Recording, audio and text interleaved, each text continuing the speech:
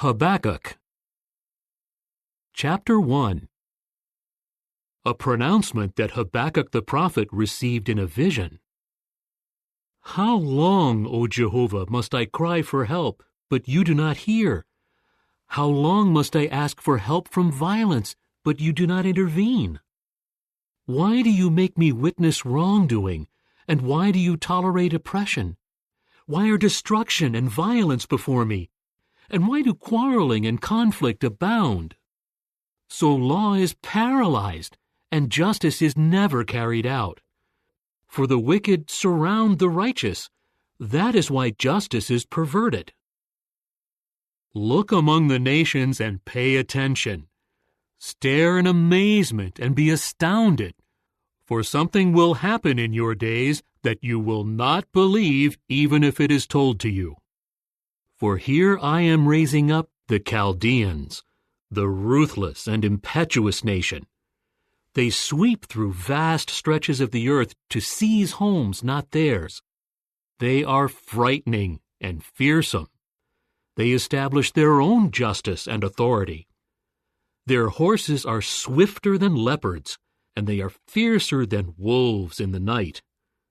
Their war horses gallop forward. Their horses come from far away.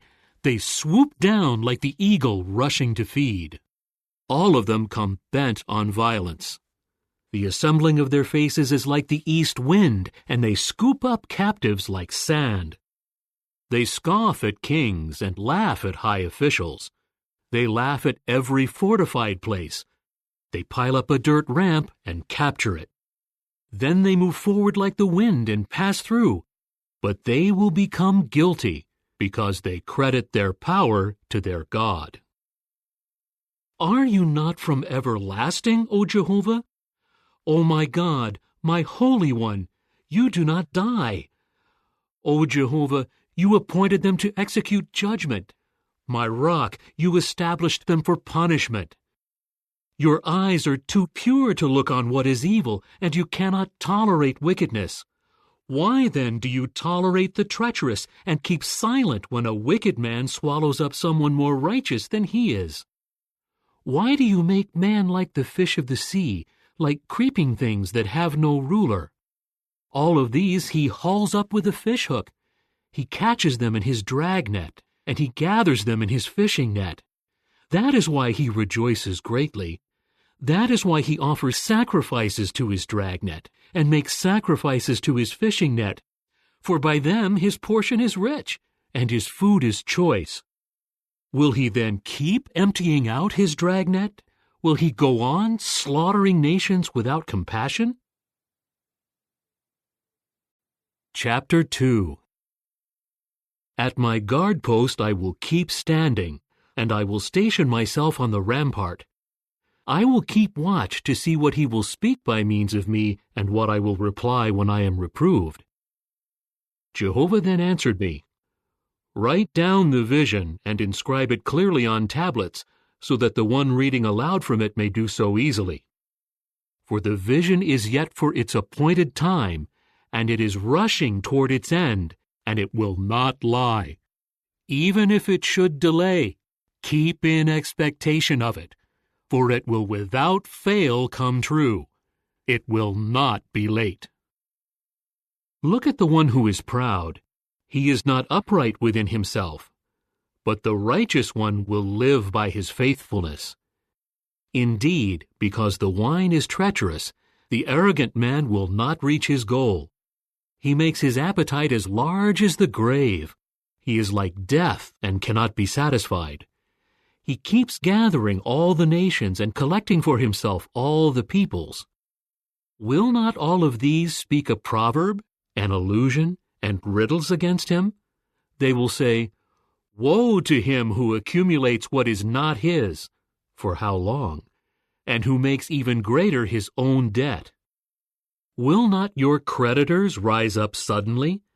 They will wake up and violently shake you, and you will become something for them to plunder.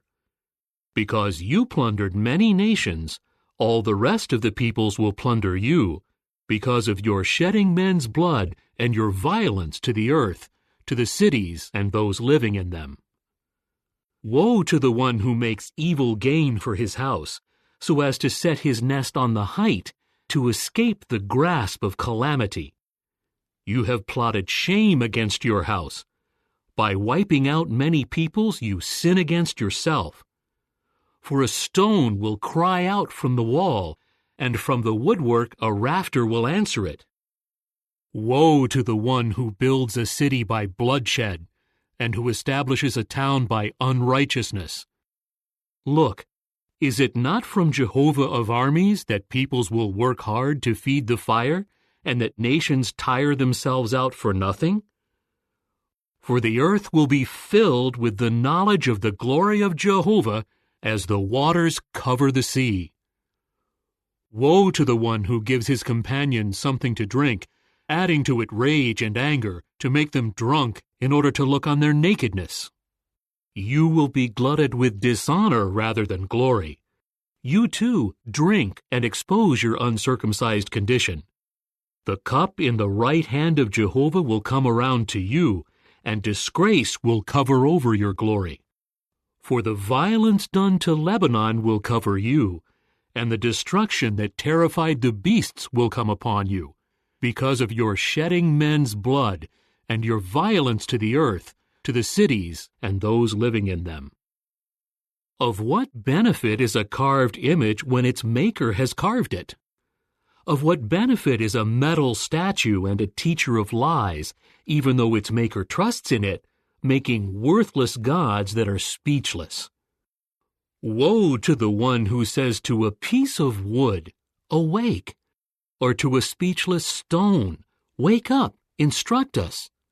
Look, it is overlaid in gold and silver, and there is no breath at all within it. But Jehovah is in his holy temple. Be silent before him, all the earth.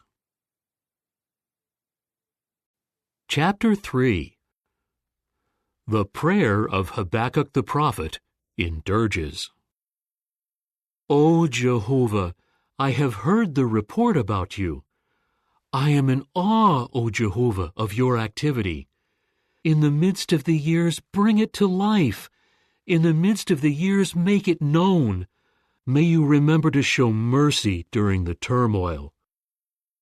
God came from Teman, the Holy One from Mount Paran. His majesty covered the heavens. With his praise the earth was filled. His brightness was like the light. 2 rays flashed from his hand where his strength was hidden. Before him went pestilence, and burning fever followed at his feet. He stood still and shook the earth. With a look he made nations leap. The eternal mountains were smashed, and the ancient hills bowed down. The paths of long ago are his. I saw trouble in the tents of Cushan. The tent cloths of the land of Midian trembled. Is it against the rivers, O Jehovah? Is it against the rivers that your anger is burning? Or is your fury against the sea? For you rode on your horses, your chariots were victorious. Your bow is uncovered and ready. The rods are assigned with an oath. You split the earth with rivers. Mountains writhed in pain at the sight of you. A downpour of waters swept through. The deep roared with its voice. It lifted its hands high. Sun and moon stood still in their lofty abode. Your arrows went out like the light. The lightning of your spear was brilliant. You marched through the earth with indignation. You trampled the nations in anger. You went out for the salvation of your people, to save your anointed one. You crushed the leader of the house of the wicked. It was exposed from the foundation to the top. You pierced the head of his warriors with his own weapons when they stormed out to scatter me. They were overjoyed to devour an afflicted one in secret. Through the sea you trod with your horses, through the surging of vast waters. I heard, and I trembled within. At the sound, my lips quivered. Rottenness entered my bones. My legs beneath me were shaking. But I quietly wait for the day of distress, for it is coming upon the people who attack us. Although the fig tree may not blossom, and there may be no fruit on the vines, although the olive crop may fail, and the fields may produce no food, although the flock may disappear from the pen, and there may be no cattle in the stalls, yet as for me, I will exult in Jehovah. I will be joyful in the God of my salvation. The sovereign Lord Jehovah is my strength. He will make my feet like those of a deer, and cause me to tread on high places. To the director, with my stringed instruments.